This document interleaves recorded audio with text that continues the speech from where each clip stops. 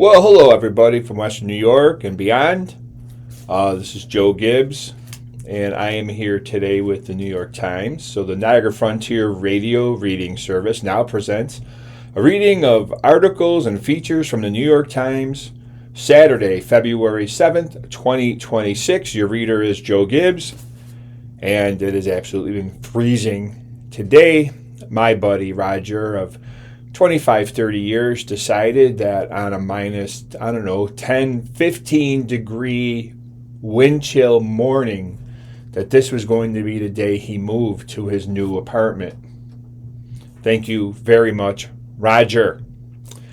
Very exciting. Glad to be home and reading. I hope everyone's having a warmer day than me. We're going to start, again, Saturday, February 7th, 2026, New York Times, a little weather report. I can tell you, without reading this weather report, that it's been absolutely freezing. National forecast. Here's a map of the United States, and everyone pretty much is cold. Factoring in the Arctic air, wind, and other aspects for the Northeast, this weekend will bring the coldest conditions of the winter, along with harsh, gusty winds. Areas of snow will make for slippery travel, with the steady snow retreating to east in New England. Good for New England. The air will feel like it is well below zero and will pose risk to those outside who are not properly dressed. The main thrust of Arctic air will not aim toward the southeast states, so that Florida escapes hard freezes this time. With much of the Great Lakes now frozen over, lake effect snow will tend to be spotty. Farther west, much of the zone from Great Plains to California coast will be sunny. Warm air will be noticeable over much of this zone, with temperatures well above average for early February. Some valley fog will persist over the interior west, and those areas remain stuck under low clouds, will not get as warm, and will have air quality issues. In the northeast, a storm will send some clouds, rain, drizzle into coastal areas of Washington in Oregon. Looking ahead, Pacific air is forecast to flow to the east across much of the nation next week. Some chill will hang on initially in the northeast. Focus, extreme cold this weekend.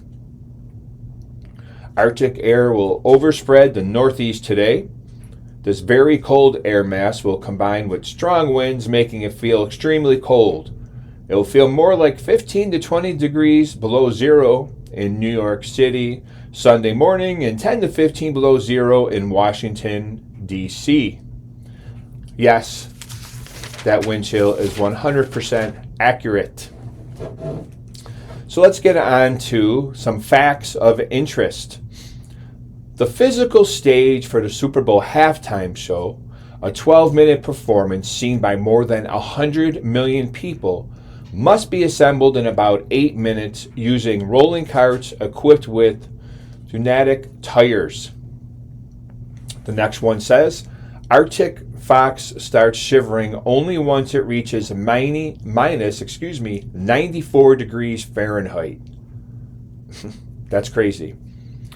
Moving on to Layla Edwards, 22, is the first black woman to play for the senior U.S. national hockey team, and was awarded the 2024 Bob Allen Award as the best American-born women's hockey player.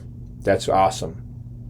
Next fact, European Union regulators released a preliminary decision that TikTok's infinite scroll, autoplay features, and recommendation algorithm amount to an addictive design that violates EU law for online safety.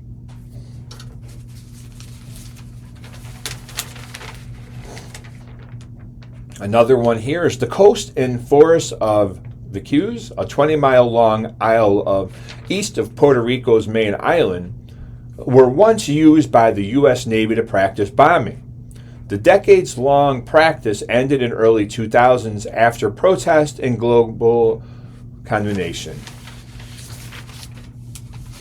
Here is a section that's called May We Suggest?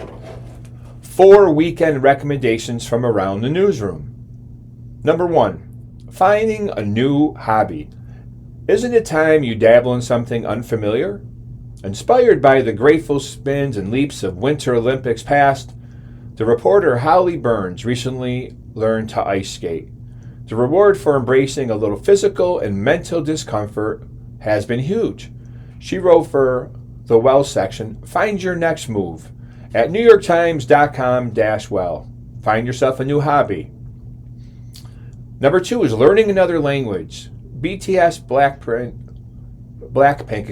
K-pop demon hunters, the United States is obsessed with Korean pop culture. So much so that a growing number of Americans are enrolling in Korean language classes. It can take just a few hours to learn the Korean alphabet, or Hangul, Amy Quinn reported, which is regarded as the most logical writing system in the world. Get going at NewYorkTimes.com-Asia. It says, number 3, may we suggest burping your house. Did you hear that? It may be the sound of your home begging for a belch. For the real estate desk, Dory Chevlin wrote about the German practice of Lüften, which roughly translates to ventilate or airing out, and involves opening windows in your home a few times a day to eliminate stale air. Lüften has recently gone viral on social media, with Americans referring to the act rather eloquently as house burping. Experts say the extra ventilation may even benefit your health. On the fence? Let it out. NewYorkTimes.com-real estate. And number 4, planning a romantic getaway. A PSA, Valentine's Day is coming. If you have yet to make any plans, tis, the travel section is here to help. Consider a long weekend at Miraval Resort in Austin, where couples can take part in relationship-focused workshops. Or escape to New Hampshire's White Mountains, where lovers, or soon-to-be lovers, can take a self-guided snowshoe journey along the Mountains View Grand Resort and Spa's scenic property. Why would I go from snow to snow? If you're single, consider the holiday an opportunity to treat yourself. Get whisked away at NewYorkTimes.com-travel. Let's take vacation away from the snow, people. Okay? Here's something that says it's here to help. And there's 5 films to stream on Netflix right now. American Honey from 2016. Andrea Arnold doesn't direct concise narratives. She makes big, messy movies anchored in the human condition, but faithfully replicating the wild tone and emotional swings of real life. The Raucous Road movie is perhaps her wildest, following the teenager star Sasha Lane as she runs away to join the modern counterpart to the circus, a gang of youthful hustlers who sell magazine subscriptions door to door. That is American Honey from 2016. How about Apollo 11, 2019? The first manned voyage to the moon is a subject not exactly avoided by filmmakers, nonfiction and otherwise.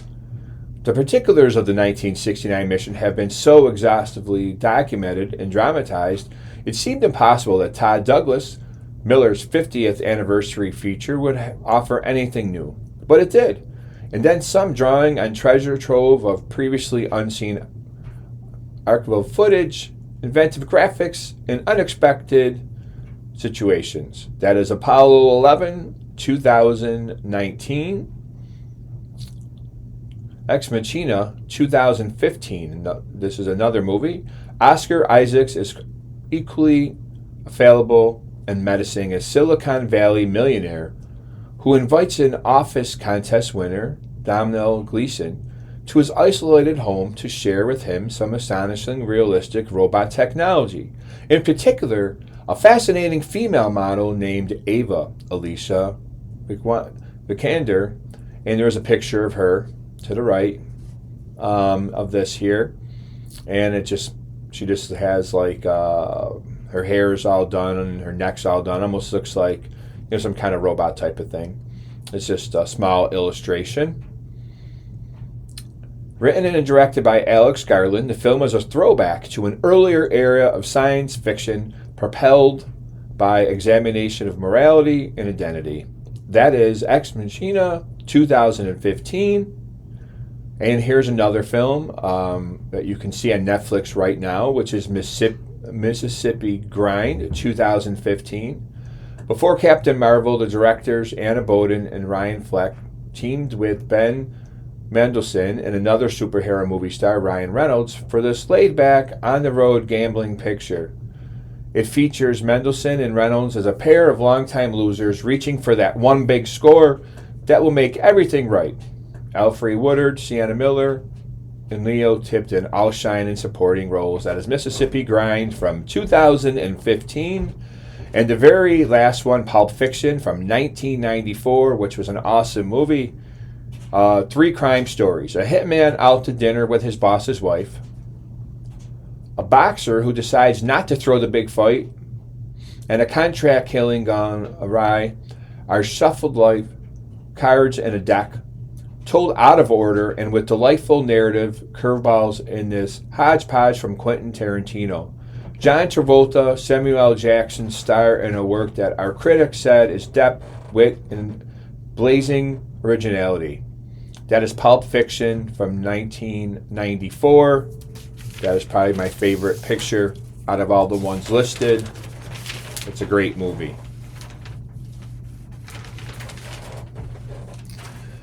So now there is a story here about a woman named Blanche Marvin. She was 100 years old, a theater critic, and maybe a streetcar inspiration. Blanche Marvin, an American from the New York Times, once called London's best-loved theater critic, was not just a commentator on great dramas, but someone who also claimed to be an inspiration for one of the most famous of them. She said her friend Tennessee Williams had named Blanche Du Bois the faded belle protagonist of his 1947 classic A Streetcar Named Desire after her. Moreover, she insisted that Mr. Williams had adapted a consoling remark that Miss Marvin had offhandedly made to him into Blanche Indelible's final line, "I have always depended on the kindness of strangers." Whether her assertions were truth or self-mytholizing, Miss Marvin went on to a redoubtable career as a critic, starting in her 60s and publishing in a newsletter, and then mostly on her website after working as an actress, playwright, and agent. She died on January 13th at her home in London, 4 days before her 101st birthday. Her daughter, Nikki Marvin, said, "Just 4'11", Miss Marvin was a sizable presence in British theaters in her beads, hats, and scarves." And there is some illustrations here. There was the top illustration. It says a publicity shot for the 1951 film version of A Streetcar Named Desire. Miss Marvin below in the other illustration in 2014 claimed to have inspired Blanche's name and her indelible final line, as is stated in the article. The illustration of Blanche Marvin, she has this big hat on and these beads, and of course the big black shades. She worked until she was 99, covering mainstream plays and fringe productions, with a tireless desire to see and review everything. "I'm older than anyone else," she told The Guardian in 2018. "I've seen the originals. I can provide the context critics used to be authorities. Now they're just journalists. I'm the only one left." In her reviews, she was as keen and inspiring as a fan keeping score at a baseball game. Of Rachel White's turn as Yes Blanche Du Bois in 2009 Streetcar production, Miss Marvin wrote, "I loved her performance, but it was not Blanche in her unnerving faded allure," she added. "I did not weep as I have always done at the play's ending." As she scrutinized shows, Miss Marvin could be touchy about what she viewed as her ever-lowering standards. The use of actors who could not, in her estimation, project properly, and trend of casting celebrities instead of trained stage actors. The appearance of Daniel Radcliffe of Harry Potter fame in Aquaz, she told The Guardian in 2007, is a metaphor for the way things are going. Harry Potter in the nude, she says. She said that led directly to Ian McKellen's playing King Lear with his pants down, further vulgarizing the theater. But she adds perkily, we must keep art alive. That is my mission. Stephen Daldry, the 3-time Tony Award-winning director, whose early work was championed by Miss Marvin, said in an email that she became central to the theatrical landscape of London with her wise and insightful reviews and her determination to be at almost every opening in London and across the country. Miss Marvin was born Blanche Shine on January 17, 1925, in Manhattan. According to her daughter, she became estranged from her parents and siblings early on and did not discuss them later in life. Blanche said she left home at 14, supported herself as a babysitter, briefly attended Antioch College in Ohio, and sought a career in theater. She danced briefly with Martha Graham and took the stage name Blanche Zohar. The Times, describing a photo in her apartment, called the young Miss Marvin a sultry, jet-haired beauty with cheekbones so sharp they could fillet a soul. She won small roles on Broadway that accented her striking beauty.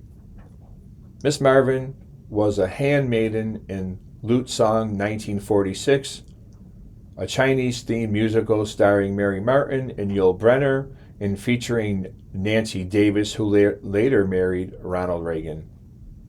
She also played a concubine in Bathsheba in 1947, which marked the American stage debut of the British movie star James Mason. On screen, she made brief appearances in low-budget films like Port Said in 1948, and in 1950, she married Mark Marvin, a stage and film producer. He died by suicide in 1958 after being diagnosed with terminal cancer. Above this, there is another picture of her. This is Blanche Marvin in 2018. She had a redoubtable career as a critic after working as an actress, playwright, and agent. And it shows her, looks like her home with many pictures behind her, red beads. She definitely looked a little older in this picture. It's a very nice illustration. The next year, Miss Marvin became artistic director of the Cricket Theater, an off-Broadway venue that produced an early play by Edward Albee and brought to the American audience for the first time the work of Athol Fugard, the South African playwright who exposed the brutal realities of apartheid. She also established there what was said to be the first permanent children's theater in New York. There she reworked fairy tales into various forms. Cinderella, for instance, became a restoration-style comedy. That was probably very good. Miss Marvin moved to London in 1968 and founded a talent agency representing artists like the writer Christopher Bond, whose version of the play Sweeney Todd, a retelling of the Victorian horror story inspired by Stephen Sondheim's Tony-winning musical. She began reviewing plays in 1987 using a bespoke star system that indicated how urgently one should seek tickets. 4 stars meant stand if necessary, 1 star meant have a drink. Drawing from her pension benefits, Miss Marvin started an award for small venues in the early 1990s to help them attract more funding. In 2007, the Times called her the rarest of things, a bully who is on the side of the angels. She was made an honorary member of the Order of the British Empire in 2010. Boy, she did a lot. In addition to her daughter, Miss Marvin is survived by a son, Herbert Marvin, who was born without hearing and is a mental health expert for the deaf. That's wonderful. What to make of the likelihood that Blanche Du Bois was her namesake? It seems more than likely. The Times of London wrote in 2011, "My mother never lied," Nicky Marvin, an Oscar-nominated film producer, said in an interview. As the story goes, Miss Marvin, then going by Blanche Zohar, met Mr. Williams in 1944 or 45, and they bonded over their shared dread of the high stakes of Broadway. Miss Marvin told The Independent that Mr. Williams had spoken with her about how unhappy he made by living in hotels among people he didn't know. I've only known kindness from strangers, she said, and she told them, so can you. She also said in the interview that her stage surname Zohar, which means glow or radiance in Hebrew, had inspired the name of Blanche Du Bois' sister Stella. Stella Blanche exclaims in the play Stella for Start. Annette Sadik, the editor of the Tennessee Williams Annual Review, said in an email that Stella for Star had been the title of an early Williams short story. The story won a prize in 1935, long before he knew Blanche Zohar. Professor Sadik added that while she could not speak to the validity of Miss Marvin's other claims without further research, Miss Marvin isn't part of the conversation on Williams in scholar circles as far as I know. Alistair Macaulay, a longtime theater critic in London and former chief dance critic for The Times, said in an email that many colleagues were thoroughly skeptical of her connection to Streetcar. Still, he added, London critics held Miss Marvin in fond regard for being generous, robust, funny, enthusiastic. At her 80th birthday party, he said, one colleague joked affectionately that Miss Marvin had given the idea for the orchestra. So she was definitely a very busy woman, very successful. Good for her. Definitely a different story. I've never heard from her before, and it's nice to read about different people. So the digest of stocks and bonds, some business news here. Let's take a look. What do we have? This says, once upon a farm valued at $845 million in IPO. Once upon a farm, the children's organic food company, founded by actress Jennifer Garner, was valued at nearly $845 million in its initial public offering on the New York Stock Exchange debut on Friday. Shares of the company, which is based in Berkeley, California, opened at $21, 16.7% above the $18 offer price. The firm and some of its backers sold roughly 11 million shares within the market range of 17 to 19 to raise about $198 million. The IPO gives us access to some capital, which puts us in a position to make money, really great investments in our supply chain, and to do other things to drive efficiency and to continue to invest in our brand. Once Upon a Farm's chief executive, John Foraker, said in an interview, Once Upon a Farm was started in 2015 by Cassandra Curtis and Ari Raz. 2 years later, Ms. Garner and Mr. Foraker, former CEO of food brands Annie's, joined as co-founders. The next article, is Under Armour profits beat expectations.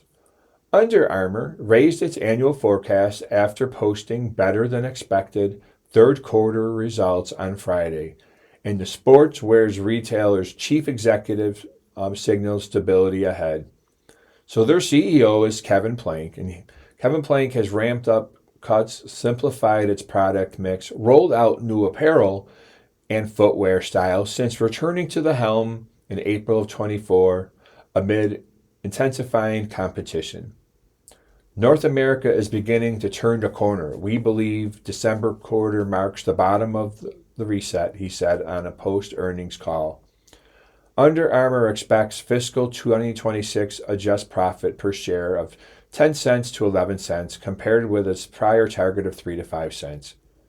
The fall order book was encouraging in North America, executives said on the earnings call, adding that while traffic remains soft, underlying indicators are improving. The next article says Newell Brands cuts prices on baby care products. Newell Brands has cut prices from tariff-fueled highs on baby care products such as Graco's Pack and Play and Rubbermaid brand, a representative told Reuters on Friday. as consumer good makers tackles weak spending. Newell had lowered prices on products including the Pack and Play Yard, and Turn to Me car seat under the Graco brand, a Newell representative said. Prices were being cut as Graco as a result of tariffs being rolled back on China from 30% to 20%. CEO Chris Peterson told Reuters, the Sharpie marker raised prices in 3 rounds through 2025 to offset the impact from tariffs. The company pegged its tariff hit this year to $130 million, lower than $174 million in 2025. Newell has reduced sourcing from China to below 10% in 2025, the representative added. Newell forecasts annual profits below estimates.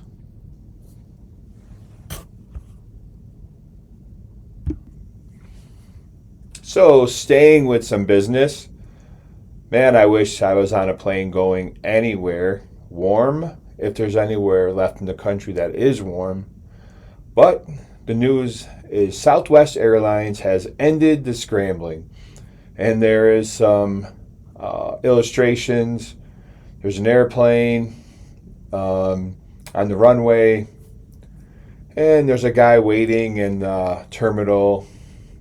A couple pictures like that. So here's what the story about Southwest ending the scrambling. So the company retired its open seating practice. All seats are now assigned.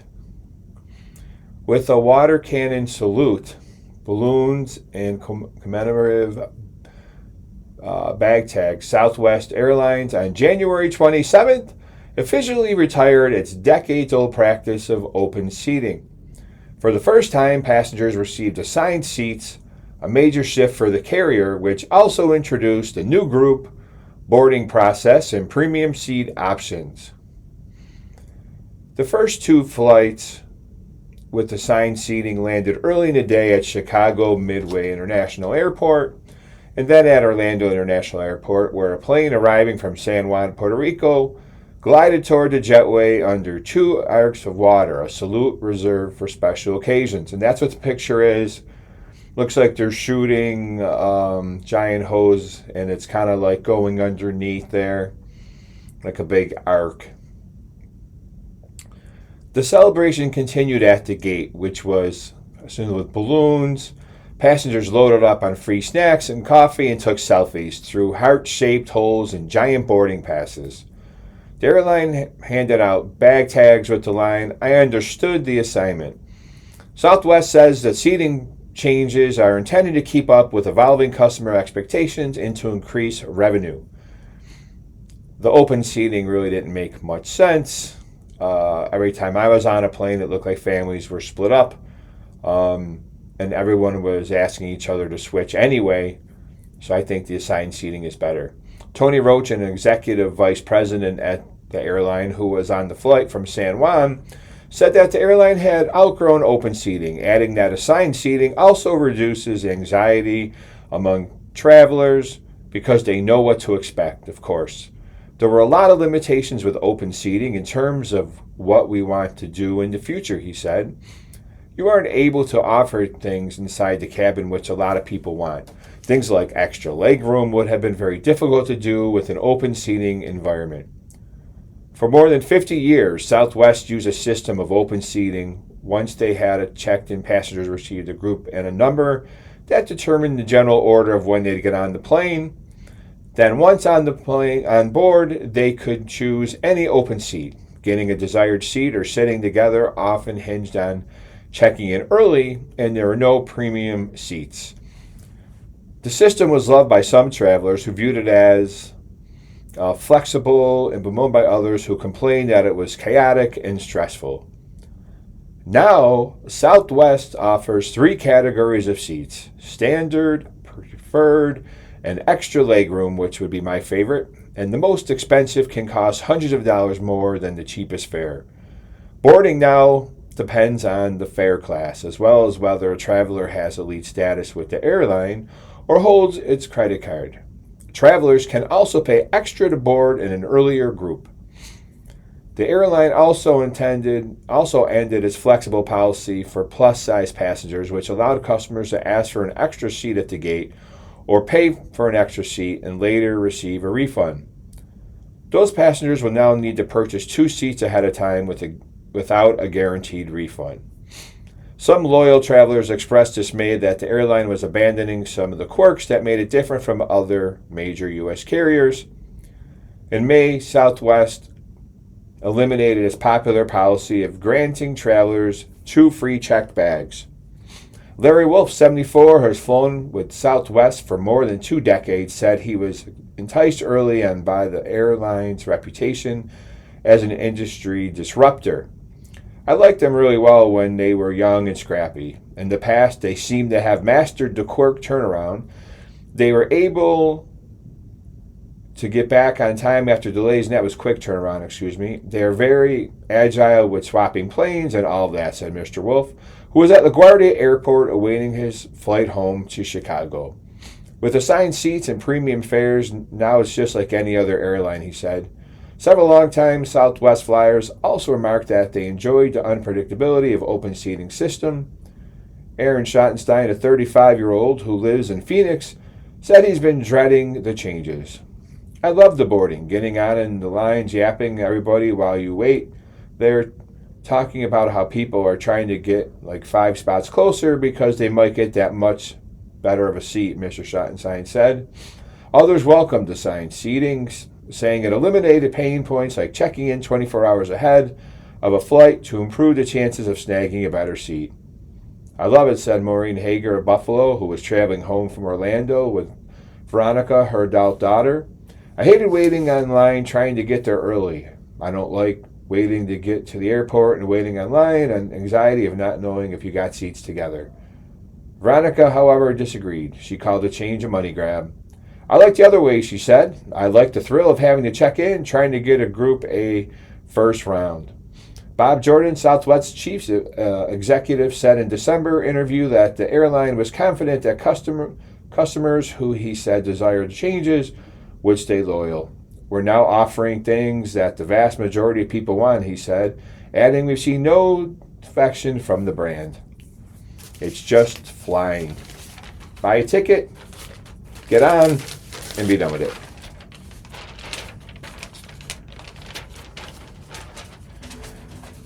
All right, so now the Olympics have started. The opening ceremonies, the games are starting, and there's an ad here, an article, Under the Radar and the Goggles, Athletes to Watch. There is a very big illustration of an athlete, maybe snowboarding or skiing. It's hard to see, but the snow is flying up, and she's got her helmet and goggles on. It says, with 116 medal events in 16 disciplines, the Milan Cortina Olympics will feature nearly 3,000 athletes in competition. Some are already known to sports fans, but who else should catch your eye during these games? Here are it says 26 athletes to watch in the 2026 Winter Olympics with each discipline represented. We will go through the first page of these. Federica Brignoni, the 3-time Olympic medalist, has recovered well from a major leg injury last April. Brignoni, 35, returned to the World Cup competition in January on her home snow in Kronplatz, finishing 6th in giant slalom. She is a defending world champion in giant slalom and won the World Cup overall, giant slalom, and downhill titles last season. She is from Italy. It moves on to Ryan Cochran-Siegel from the United States. Cochran-Siegel, 33, was a silver medalist in Super G at the Beijing Games in 2022 and is showing strong form again. He has made 2 World Cup podiums this season, including Sunday in the final pre-Olympic downhill race, and has had success in Vermille, the Italian town hosting the men's alpine competition. His only World Cup victory came there in 2020 in a Super G. That is Ryan Cochran-Siegel from the United States. And the biathlon, Campbell Wright from the United States. Wright, 23, was born and raised in New Zealand to American parents and decided to compete for the United States in 2023. He was a silver medalist at two 2025 World Championship events and is looking to become the first American to earn a medal in the biathlon. That's Campbell Wright from the United States. Next to this article is Amber Glenn. Looks like a figure skater. A very nice picture. And Yuma Kageyama, also a figure skater. There was two pictures of them there. The next athlete was Quentin Fillon-Maillet from France. Fillon-Maillet, a five-time Olympic medalist, that's very good, remains a core leader in the French biathlon team. The 33-year-old is the defending gold medalist in the 20-kilometer individual and 12.5-kilometer pursuit, and he is one of the season's top World Cup competitors. Quentin Fillon-Maillet from France. In the bobsled is Kaylee Humphreys from the United States. Humphreys is 40 and still flying down that icy mountain. That is crazy. She earned 2 gold medals while competing for Canada, then became a U.S. citizen in the late 2021 and won gold in monobob at the Beijing Olympics. She is one of the 2 mothers on the U.S. bobsled team, joined by Alana Myers-Taylor, whose 5 total medals are the most in Olympic women's bobsled history. That is amazing, and hopefully they have some luck this year. Cross-country skiing is Jana Sundling from Sweden. The Olympic sprint champion at the Beijing Games, followed that with 5 World Championship golds over the past 2 editions, and she continues to excel this season with distance and sprint World Cup wins. Sundling, 31, leads the World Cup sprint standings, is second overall to American Jessie Diggins. Curling is Bruce Mouat from Britain. Mouat is 31, will lead the British team that took silver in Beijing. The Edinburgh native also won the 2023 and 25 world titles with Scotland. In November, he guided Scotland to the bronze at the European Championships. Figure skating is Amber Glenn, the one whose illustration is here. It took some time for Glenn to rediscover her form after an absence in 2015 for mental health reasons, but she won the Grand Prix finals in 24 and the past 3 U.S. championships. The 26-year-old will be a gold medal contender in the women's singles competition. Good luck to her. And then the other illustration was Yuma Kageyama from Japan. Kageyama, 22, was the silver medalist at the 2022 Olympics behind Nathan Chen of the U.S. and is a 3-time World Championship runner-up. Everyone in the sport is looking up at the American Ilya Malinin, the quad god, it says, but Kageyama is a top-ranked skater behind him. This next athlete is Adalia Petrosian. There's a small illustration of her. Petrosian is 18-year-old from Russia, is a big wild card of women's figure skating. She was cleared to compete as a neutral athlete and is expected to be a medal contender. But because of restrictions on Russian participation in international sports after the country's invasion of Ukraine, she has not yet been in a major international competition. She has won the past 3 Russian competitions. There's a couple more illustrations here. Campbell Wright, which we discussed, the 23-year-old from the United States. Layla Edwards. And at the bottom here, there's another couple. There's a snowboarder. Looks like they're in the air. An awesome picture. And there's Matt Weston, who looks like they're going to ride that skeleton sled that you just lay flat on your body. That's insane. I don't know how these people do that. And I don't know how you begin doing this. How do you learn this without breaking every bone in your body? There has to be a way to learn this without um, injuring yourself constantly. But some of these sports look crazy. The next athlete is Alex Ferreira of the United States. After earning silver in 2018 and bronze in 2022, the skiing halfpipe specialist is looking for his first career Olympic gold medal. The 31-year-old Ferreira has won 12 times on the World Cup Tour. That is amazing. Good for Alex Ferreira. And then there's Mikhail Kingsbury from Canada, a mogul standout. Kingsbury, 33, is one of the sport's all-time greats. The Canadian flag bearer has collected 18 medals across the Olympics and World Championships, highlighted by a gold at the 2018 Pyeongchang Games, and is still among the top medal contenders. Ice hockey, Layla Edwards, whose illustration is here. Edwards is 22 and is a two-time national champion at Wisconsin, and was the youngest ever World Championship Most Valuable Player in 2024 at the age of 20. She is the first black woman to play for the senior U.S. national team and was awarded the 2024 Bob Allen Award as the best American-born woman hockey player. Awesome for Layla Edwards. And Connor Hellebuck from the United States. The American team is fortunate to have the best goaltender in the NHL last season. Hellebuck, 32, won the Vezina Trophy given to the league's top goalie for the third time and became the first goalie to win the Hart Trophy, given to the league's most valuable player since 2015. Good luck to all the athletes from every country. I'm sure the games will be amazing. Well, talking about the games, being in Italy, some people on this article says, already ready for it to be all over. Construction sites, extra traffic, and lots of visitors have soured the mood in Cortina. Soured the mood, excuse me. Rome.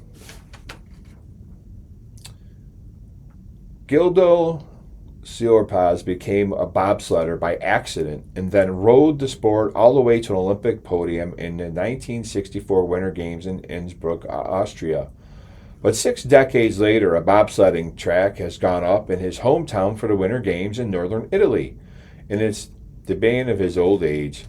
Siorpaz, 88, the brakesman for the bronze medal-winning Italian bobsled team in Innsbruck, and a former coach of the Italian women's ski team, vehemently opposes all winter infrastructure being built in and around his hometown, Cortina d'Ampezzo, which also will host alpine skiing, luge, and curling.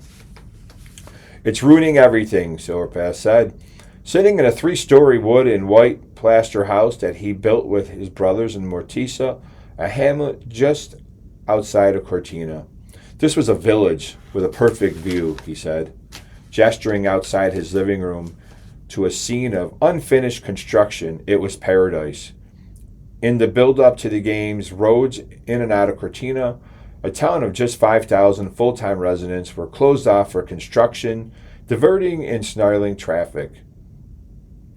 Workers clogged the streets and erected an Olympics digital clock and statue in a closed-off town square. Backhoes and construction cranes dotted the landscape, and the normally postcard perfect town was garlanded in bright orange netting. The last-minute work led to gripes from just about everyone. Locals grumbled about Olympic organizers, developers, and politicians. Ski lodges grumbled about lost business during the games, and Olympic officials grumbled about residents. Well, it seems it's a little bit of back and forth. There is a big illustration of the town, a lot of Olympic flags hanging, a lot of what looks to be tourists and some residents walking back and forth on the road. All those built like huts or homes or apartments, whatever they have with their little balconies. You know, you can see that on the left here. And there's a smaller illustration. It looks like some mountains, some theater. People are filming with their phones, and some construction, and a couple little dogs. You can't forget the dogs, right? So the going on with the article, the court and Easy are a big pain. Andre Varnier, chief executive of the Milano Cortina organizing committee, said during a test event at the San Gula Arena last month, they complain, they protest, they can't stand change to their routine. Well, Italy's beautiful. Certain things people don't want touched, right? In fact, residents seem divided between those like Sorpas, who view the Olympics construction with hostility, and those who acknowledge the need for and even welcome the upgrades to infrastructure. Reflecting one attitude heard around town, Michel Di Pazzo, 50, described all the construction for the games as a waste and an invasion, as he loitered on a road with friends observing the work. Others like Carmen Rossellini, 70, a former member of the national women's ski team who was coached by Sorpas, were more conciliatory. Cortina needed, let's say this, facelift, she said, on her way out of a local pizzeria, as well as the bobsled track and a cable car to people on the mountain. The Olympic development of Cortina includes roads, parking lots, and renovations of apartment buildings in a town piazza, benefits that will last long after the games are over. The number of these infrastructure projects far outstrips the number of sporting venues, according to Fabio Saldini, Special Commissioner for Olympic Works at Simico, the state-owned company overseeing infrastructure projects. Saldini said that about $3.6 billion was being spent on legacy projects across the three regions, hosting events including about $600 million for sports facilities. Questions about the long-term benefits of the Games have long plagued Olympic host cities. The fear of being saddled with white elephants or huge maintenance costs has made it increasingly challenging for the International Olympic Committee to attract new hosts. Cortina's mayor, Gianluca Lorenzi, said he was confident that improvements causing headaches now will pay off later. We mustn't look at the immediate situation, but at what Cortina's future will be. He said during an interview in his office where he displayed an Olympic-branded Coca-Cola bottle and replicas of the Olympic and Paralympic torches, because we are redesigning and rebuilding Cortina for the next 30 years of its tourism. Some local business owners are more concerned about the prospect of lost short-term profits. Gianluca Lingdelli, 61, a third-generation owner of Mountain Lodge at the resort that will host downhill ski events, said Olympic organizers had forced him to close during the Games. That, he said, could slash his annual income by 60%. Everyone says that they are doing it for the future, Lanzadelli said, but how can we be sure?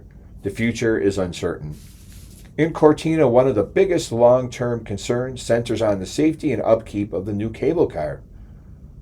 Giorgio Giachetti, president of the Veneto Region's Association of Professional Geologists, expressed alarm about the building the car so quickly in an area subject to landslides. That's not good. Marco Barilla, a geotechnical engineer from the Polytech University of Turin, who consulted on the project with Simico, said that he had studied the site extensively and was confident it could operate safely for 50 years, provided that regular adjustments were made. Mayor Lorenzi said that the town would take over the maintenance, but did not provide details about how it would be managed or who would pay the costs. We all know who's going to end up paying the costs, right?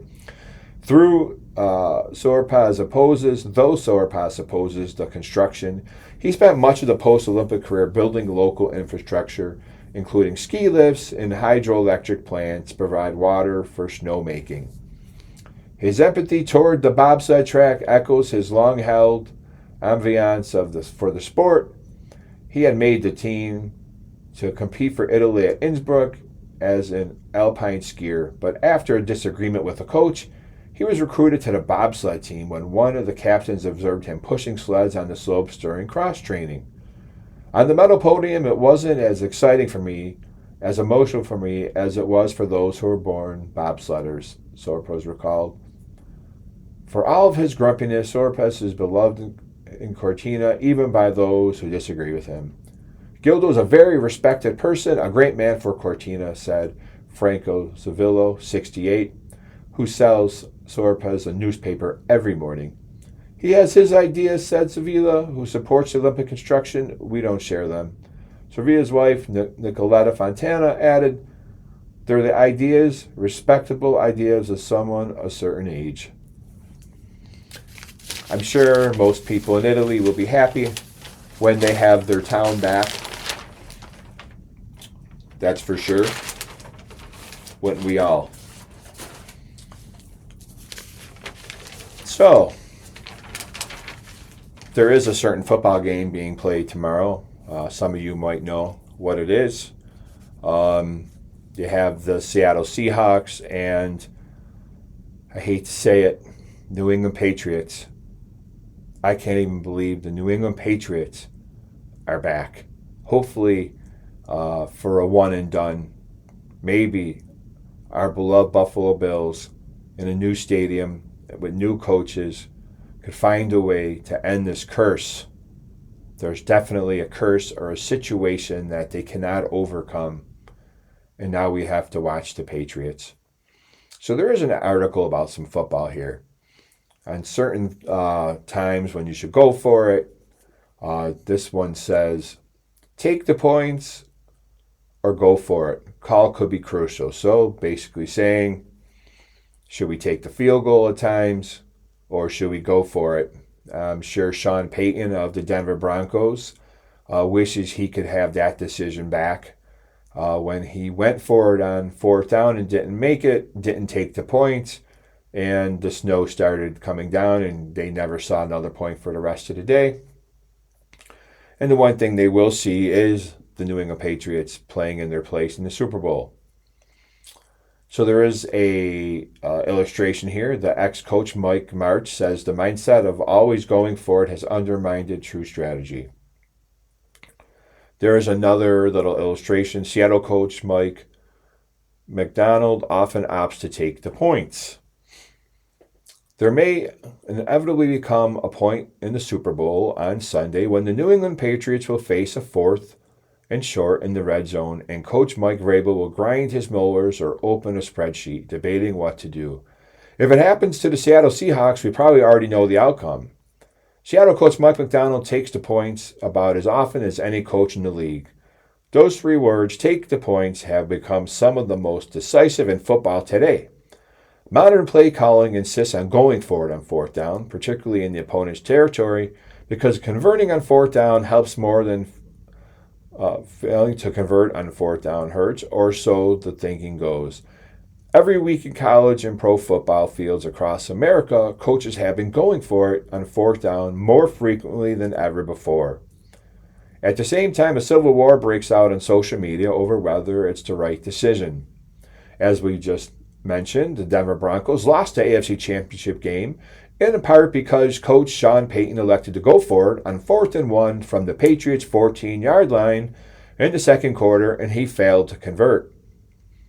The Indiana Hoosiers are national champions in part because coach Curt Cignetti called a quarterback draw on 4th and 4 from Miami's 12-yard line, and the quarterback Fernando Mendoza scored a touchdown on an iconic dive. It was an awesome play. I watched that. 2 similar calls, 2 similar spots on the field, 2 drastically different outcomes. The Hoosiers won a title. The Broncos failed to score the rest of the game and lost by, that field goal. Nevertheless, the analytical side is winning the debate over whether to go for it. Take the points. NFL teams opted to go for it on nearly 34% of fourth down opportunities in the opponent territory. In 2025, according to the True Media data, that is the highest rate of any season this century. I have long been a proponent of following the math and going for it, although coaches like Mike Martz make a compelling case to kick. Martz is basically disgusted by what football has become. There's a stupidity to this where numbers take over and it's insane, Martz told me. It shouldn't be that way. It's always about people. It's always will be about people. Martz was ahead of his generation as one of the smartest and most creative offensive minds in the game. He developed the explosive greatest show on turf offense won a Super Bowl as a St. Louis Rams offensive coordinator and guided the Rams to another Super Bowl as head coach. Nobody loved to throw and throttle up more than Martz, but he believes the mindset of always going for it on fourth down has choked the actual strategy of football out of the game. Analytics has gotten way too big of a bite with what's happening in football today, and it's unjustified, he said, because whether you go for it or not, those numbers are based on other teams with different people, different plays, different play calling against different defenses. The only commonality between the two is situation 4th and 1. The math behind going for it is relatively straightforward. The win probably gained from converting fourth down is greater than what a team risks losing by turning the ball over on downs, particularly deep in the opponent's territory. The NFL changes to its kickoff rules before the 2024 season drastically shifted the data. Now teams on average begin to drive from the 30-yard line after kickoffs, according to True Media. The risk of going forward in the red zone and failing is better than kicking a field goal and giving the opponent the ball to 30, because play calling near a team's own goal line is typically more conservative. Hold a team to 3 and out and get the ball back around midfield after a punt and try again. Martz sees two problems with that. You still have to play defense to get a stop, and it's devastating to an offense to come away after a long drive with nothing. The thing you don't want to do is come off the field after a 70-yard drive and it's on the 10-yard line and not get a point, Martz said. There's a psychology to it. At some point, you just take the points as you can get them. Taking points is not a guarantee. Kickers will still have to make their kicks, in which they did 97% of the time on attempts within 35 yards, according to True Media. Teams are converting fourth downs about 37% of the time. It is easy to see why fans get so upset when teams turn down a 97% chance for a 57% chance, yet the numbers indicate that teams have gotten better at going for it on fourth down in the red zone over the years. Even if it didn't feel that way when Jarrett Stidham threw an incomplete in the AFC Championship game and the Broncos were eventually eliminated from the playoffs. There's a little more of this article in the sports, going over decisions and more of if it's worth going for it with some analytics and different thoughts from coaches. So I hope tomorrow that you guys enjoy the game and stay warm. I do have to say that you've been listening to the reading of the New York Times for February 7th, Saturday, 2026. For more information, call 716-821-5555. Your reader has been Joe Gibbs. It's always a pleasure to do this for everyone. I hope you enjoy the readings and the stories from the New York Times. I hope you have a great rest of the weekend. And I hope you enjoy the game and have some great food and fun. Thank you so much. Talk to you soon.